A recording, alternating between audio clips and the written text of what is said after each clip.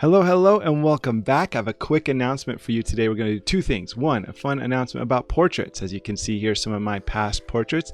And then we're also going to do a really cool Artrage painting. And I want to talk to you about that in a second, but check out these portraits. I'm going to be doing two portrait classes. The first one I'm announcing is right now with Kara Bullock's Let's Face It 2022. You can get on my Instagram channel. You can apply for the giveaway on today's post. October 6th. And if you do that, I hope you win. I get to do one free giveaway, but if you don't win, still check it out. There's 26 artists over a 52-week package that you get to buy for an incredibly reasonable price. I think it's like $150, but you get like a lesson for portrait painting once a week for an entire year. So check it out. Details in the description. But for right now, let's do some painting. My portrait class is going to be in Artrage. So for a lot of you guys that are on my channel, you know I love Artrage, and Artrage is what I'm using today for this painting, not a portrait, but a figure painting.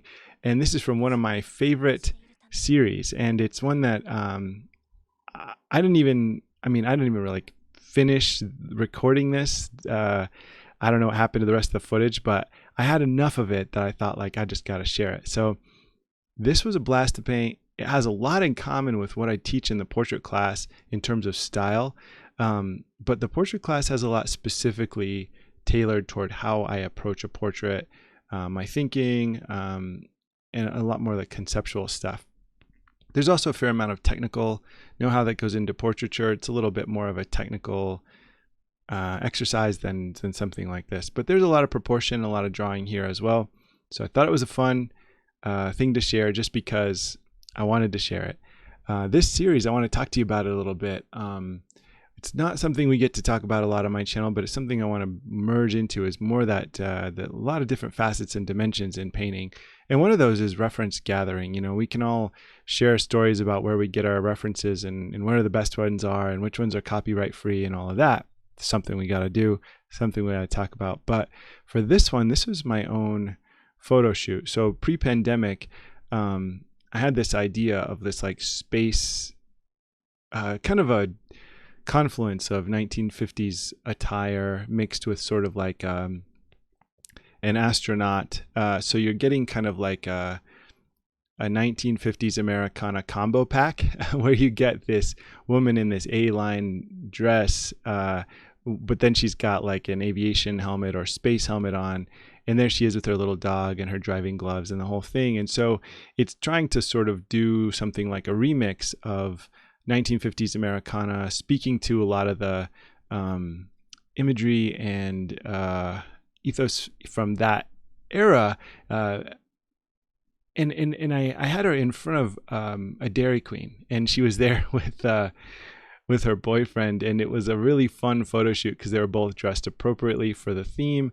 They're in front of Dairy Queen, and the Dairy Queen sort of just fit in with that, you know, the stand outside fast food, getting ice cream sundaes and banana splits kind of thing. It all just felt very thematically connected. So all I needed was a little imagination. Found the models at Comic-Con when I had a booth at Fort Collins Comic-Con, and it just worked out. So just doing a little networking and a little imagination, and then all of a sudden, you know, here I am with this crystallized vision coming true. And she was a great model, and he was a great model, and the dog was a great model, and it was really fun, and it was really fast. I think we did the whole thing in like 20 minutes.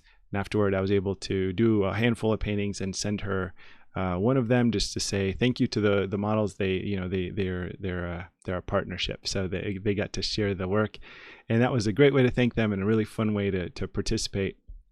Now that we're hopefully getting to a point where we can get beyond some of the pandemic limitations, we can get out and do more photo shoots. And I hope that you, like me, have been dreaming of what you want to do next and are ready to set that stuff up. One thing, though, I like about doing the photo shoots is while that's its own creative practice, and you get to really start to see the colors come together. And I absolutely loved the white on white with the white dress and the white sidewalk and the white cinder block walls and the white helmet and all that stuff. It it made for a really pleasing aesthetic. And then you have all these creams and tans and browns, and including the trash can and the dog and everything. So very, very appealing visually in terms of the color palette. And then there's a lot to talk about there too, real quickly. Just the specific tones in the lights and the shadows on the skin tones were perfect for what I wanted. This was that kind of early to mid-afternoon sunlight in springtime, so it's not, or no, it was actually in July, so this would be kind of like definitely mid-afternoon, like 4 or 5 o'clock. And that lighting was perfect, and it had just the right color temperature for what I wanted. So everything here just lined up. And that's great, and it's a great creative practice to kind of get that going, but there's something altogether different about painting it. And as I painted it, I definitely pushed a little bit of the blues, or I pushed the color a little bit. So I'm not just entirely color sampling from my reference, but there was something about the whole thing where I had already sort of pre-painted it by doing the photography, so that when I got to the actual painting, I was so much more free with my brush strokes, because I was so familiar already with the design, the composition, the color. It was already instilled in my memory, part of my visual warehouse. And so that when I got to the point of painting it, it was more lyrical. It was more expansive, and so as you saw in the initial brushwork, it was just kind of like haphazardly slapping color down, but it really felt like music. And that's what I guess I relish that. If I was to say I want it to feel like, I want it to feel like effortless. I want it to feel like music. I want it to feel like dance. I want it to feel like a Brazilian soccer player, in full attack mode, just running down the field or like Lionel Messi, the Argentina great. There's something about all those things that come together for me, and there's something about the flow, that flow state, and those are some of the ways in which I see it the most. And you can see even here, in this unfinished state, I could walk away from the canvas at any point here and be delighted. The finished piece I like a lot as well. It's much more chunky and layered and has a lot of depth and stuff, but the painting even at this point I like, and that says a lot for me.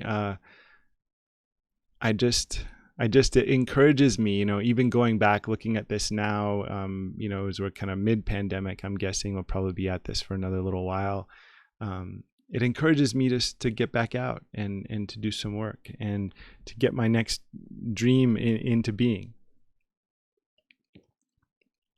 I really, really, really like being able to share demos in Artrage with you guys, because the menus are nice, bright, and big. And I can pull my brush settings up, and you can just go, "Oh, I like how that brush looks." And you can just jump right in. Excuse me. You can jump right in and you can see it. And you can see what my canvas settings are. And I like to really leave that stuff up for you, so you can copy it and make it yours. A couple other things about this setup. I'm definitely taking a lot of cues, almost flagrantly, from the artist Ashley Wood, who comic book illustrator, toy maker, designer, oil painter, artist extraordinaire, right? Like his work is haunting to me in the sense that it's this future world, kind of post-apocalyptic, survivors of the this like children of tomorrow kind of almost dystopian paintings where there's like giant robots and crazy stuff going on. A lot of the work gets a bit over the top or graphic or a little bit scandalous, whatever. But I'm not super fond of that strand of the work, but I'm fond of the concept, and I'm really fond of the color palettes, and really fond of these these figures who are both individuals but also absolutely archetypical. So they kind of oscillate between being this individual, but this individual who represents this big category, right? And it's all very rooted in like comic book illustration and stuff. And so there's underdrawing and underpainting with these beautiful inks that drip, and then there's painting on top of it, and the paintings drip, and then there's opaque masking of lighter values on top of this grungy underpaintings, and it really both conceptually and technically is appealing to me. So that's very much in my head as I'm painting this. Even and I think any artist who's kind of toying with these images of Americana, these images of these dream states from previous decades that still sort of like have an aroma for different generations of Americans, whether it be my grandparents, my parents, and then down into the youth. We can see there's still a poignance about, or magnetism about this kind of imagery, and it's something that I think has a lot of legs for me in my work and the kind of things that I want to do in the future. What I'm always trying to figure out how to do is take specifically this type of painting, this brushstrokey kind of adventurous mark making, into these spaces that have a commentary component, where it's a little bit more idea based than just like, oh, pretty picture, right? Or, oh, I like that sunset. So it's more idea based, it's more concept based, but it's also it also leans into my sci-fi fantasy instincts, where the reason I love those kind of movies and the reason I love those kinds of books is because the way that they can get us into places where we look at social problems without prejudgments, because we're just looking at aliens and spaceships or hobbits and whatever, and we're not thinking about our racial biases or our political biases or our whatever biases or the biases we don't know we have, so whatever kind of unholy things that we have unexcavated in our hearts, we don't hold us back from embracing the concepts in the story, right? So hope we don't have any of those biases that we're carrying, but if we do, it's really nice that science fiction and fantasy allow us to sort of approach all of these things without trying to see, well, is this a what kind of alliance is this politically, or who's the author of this, and who do they agree with the people I agree with, that tribal kind of thinking. I love the way that sci-fi kind of gets us past those boundaries and just right into the spaces where we can just grapple with stuff.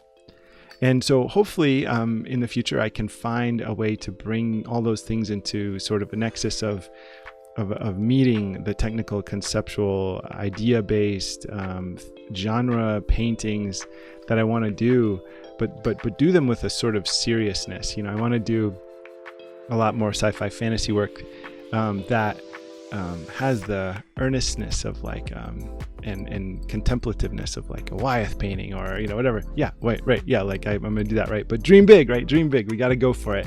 So that said, here's one of those experiments that I was exploring in that thread. I was going after that kind of thing here, and who knows where it'll go. Still working on this series, and I have a lot more things to explore with this. So just wanted to share a little piece of the journey, and that I am painting and I am alive, and I'm getting back on YouTube, and I'm getting back on Patreon, and I'm getting back on Instagram, and our family is still surviving all of the craziness that we've been into. So I just want to say thanks for watching and best wishes. Take care.